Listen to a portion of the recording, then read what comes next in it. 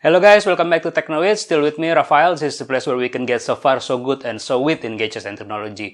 Sudah lama saya nggak pegang produk Indonesia. Terakhir saya nge-review Axio ya, Axio Windroid 9G, yaitu tablet hybrid ya, yang buatan asli Indonesia karena pabriknya sendiri pun ada di dekat rumah saya juga.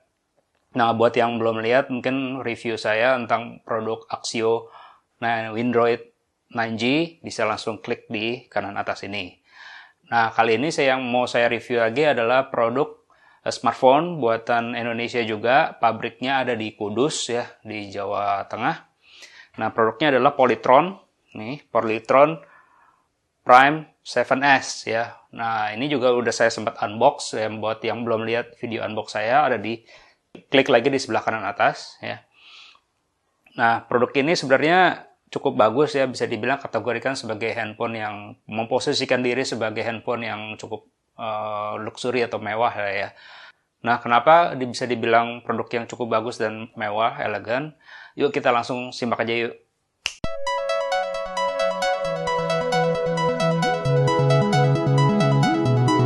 Oke, kita bahas dari segi build quality ya. Pertama dari segi build quality. Nah, handphone yang dibuat di pabriknya di Kudus di Jawa Tengah ini bentuknya kotak ya, kemudian dari tampak depannya dan tampak belakangnya itu dibuat dari tempered glass ya, jadi glossy ya.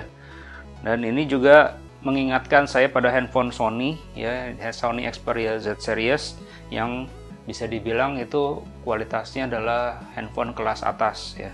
Oke, pada bagian depan kita bisa lihat ada di sini lampu LED ya, flash. Kemudian di sini ada kamera ya, 8 megapiksel. Jadi di sini full ya, nggak ada buttonnya ya, jadi capacitive button, nggak ada tombol fisik.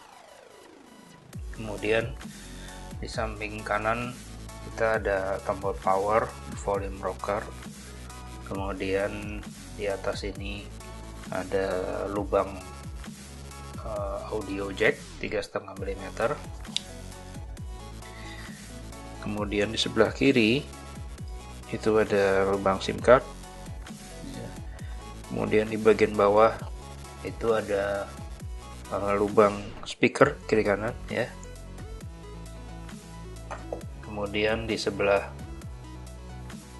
ini ada lubang USB juga, micro USB, dan di bagian belakang ini ada kamera 13 megapiksel ISO-cell ya, bagus ya. Kemudian ini ada dual tone flash ya di bagian belakang, dan ini ada fingerprint scanning ya, fingerprint scanner ya. Jadi ini kalau buat di sini pas ya posisinya, dan ini bentuknya glossy ya, depan belakang ya, kaca flat ini karena ada tempered glass ya sih.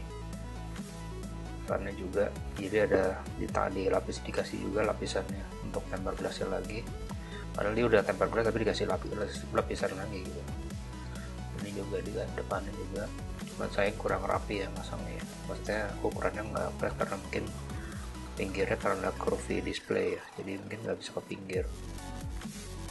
Jadi bisa dibilang handphone Polytron ini bisa dibilang agak mewah karena bentuknya rapi ya dan glossy. Nah, bagaimana dengan display? Dengan resolusi Full HD 1920 x 1080 pixel dan 2,5 mm curvy display dan 5,2 inch IPS display, tentunya lebih enak dilihat dan bagus dipandang mata. Sayangnya jika di set brightness-nya ke auto itu lebih cenderung gelap ya. Namun level of brightness-nya sendiri jika di set manual menurut saya cukup terang, jadi bisa di set manual ya. Untuk detail foto dan gambar yang film dan sebagainya bisa terlihat jelas dengan saturasi warna yang cukup kontras dan tajam. Jadi secara overall displaynya cukup baik ya, cuman level brightness-nya mungkin harus terutama auto level brightness-nya itu bisa semoga bisa lebih diperbaiki lagi ya oleh Polytron. Bagaimana dengan segi performance atau performa? Dengan teknologi prosesor 28nm octa-core 2 GHz Helio P10 64 bit, tentunya menghasilkan performa internet connection LTE kategori 6 dan komputasi dan streaming yang lebih powerful dan membuat pengalaman sosial media berselancar, bermain game, nonton film yang lebih menyenangkan. Beberapa permainan game simulation yang cukup berat seperti Real Racing,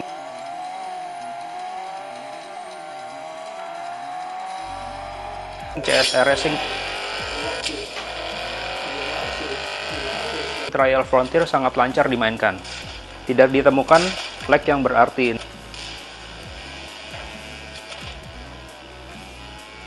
Namun kalau dilihat dari hasil dari Antutu skornya, sayangnya cuma sekitar 45.000.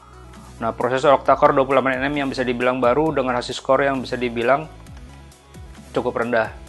Tapi perlu diingat bahwa Antutu score bukan segala-galanya. User experience atau pengalaman penggunanya tentunya lebih diutamakan.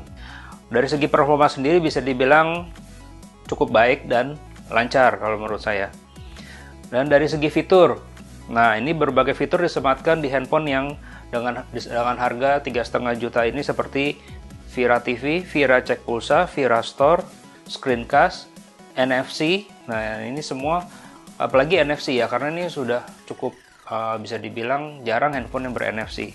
Nah Vira OS ini sebenarnya adalah OS buatan dari Polytron sendiri, di mana di Vira OS ini sudah ada yang namanya Vira TV, kemudian Vira Cek Pulsa, dan Vira Store. Dan Vira TV ini kita bisa berlangganan, bisa nonton TV streaming ya, namun tanpa harus berlangganan. Kemudian Vira Cek Pulsa, kemudian kita juga untuk yang berlaku untuk yang SIM cardnya prabayar ya. Dan Vira Store untuk beli token listrik, pulsa, dan voucher game ya, lumayan ya. Tapi sayangnya semuanya belum berjalan karena saya coba waktu daftar Vira account itu email konfirmasinya tidak berjalan, tidak saya terima gitu ya. Saya udah coba resign berapa kali, namun nggak terima-terima gitu ya. Namun kalau yang Vira TV, streaming TV itu bisa jalan ya. Beberapa TV sudah bisa langsung tanpa harus pakai Vira account, kecuali yang Vira Store ya, karena harus pakai account kita gitu, Vira account ya.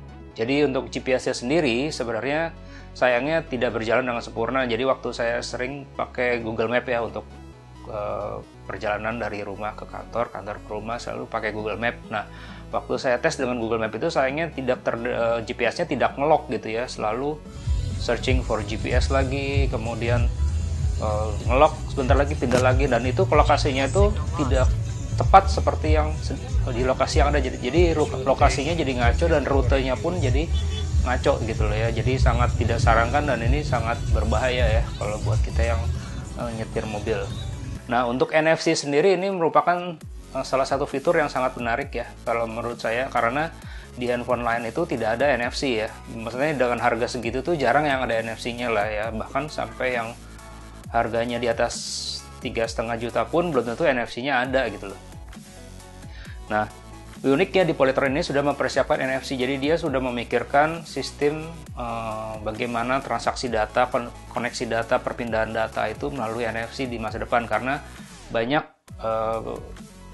sistem transaksi pembayaran segala macam itu bakalannya semua NFC seperti di luar negeri. Jadi dia sudah mempersiapkan yang disebut dengan seperti card emulation. Jadi untuk yang punya credit card mungkin kedepannya bakal bisa koneksi dengan NFC dengan transaksi menggunakan NFC di merchant ya, seperti di luar negeri itu sudah berjalan. Jadi kalau kita punya credit card, kita bisa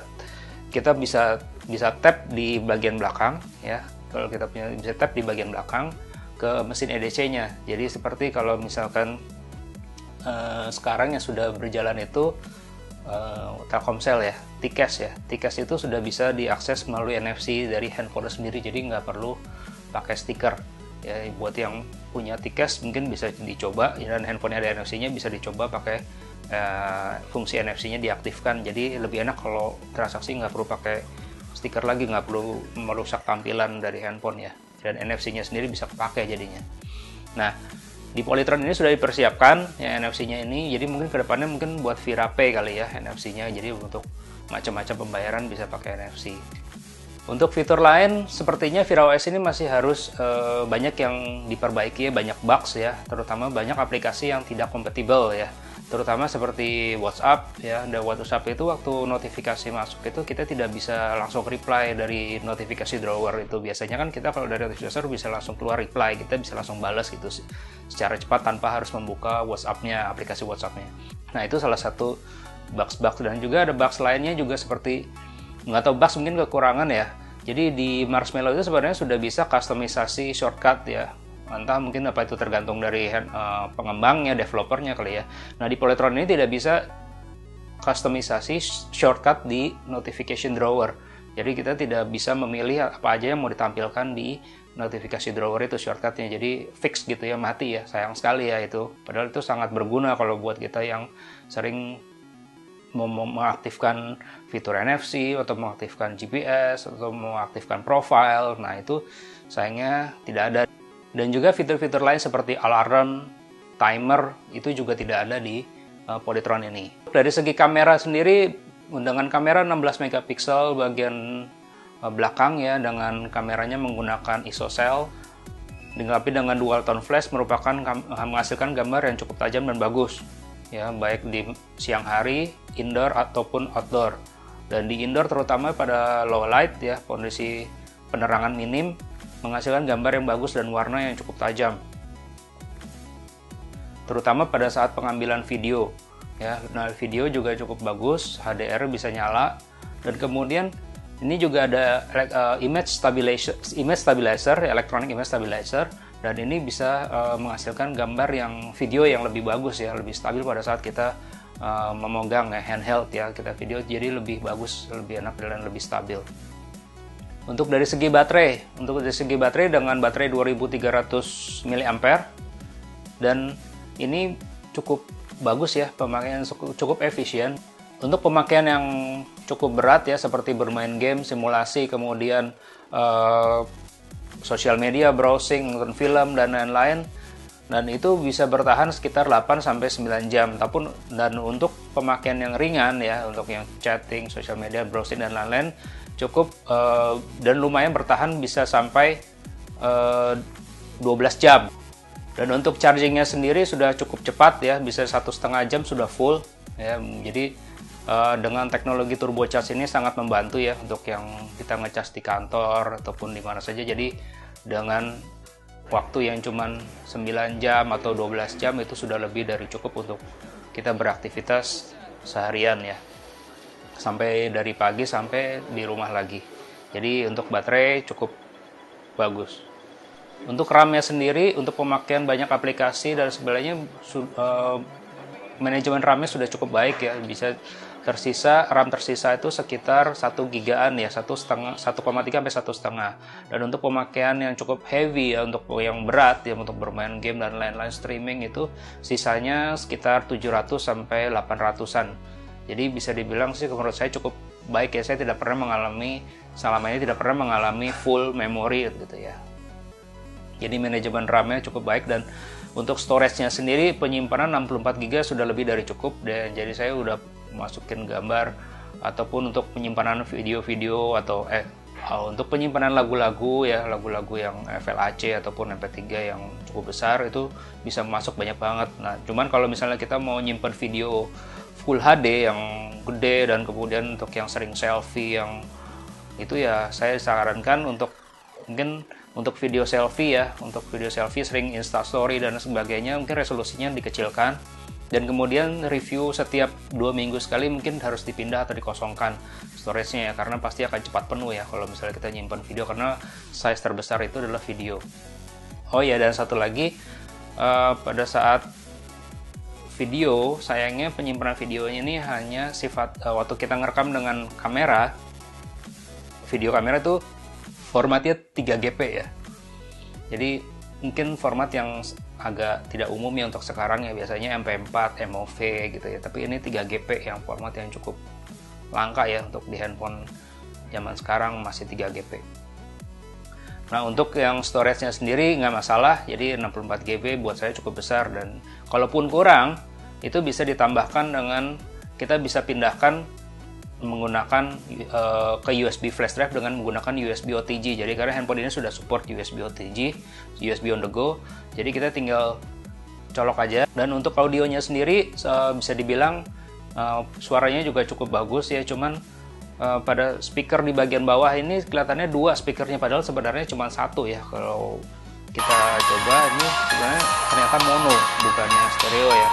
Namun ya cukup bagus suaranya, walaupun kalau misalkan ini tidak terlalu signifikan sih, jarang kita mendengarkan lagu dengan menggunakan speaker dari handphone karena suaranya nggak begitu bagus ya.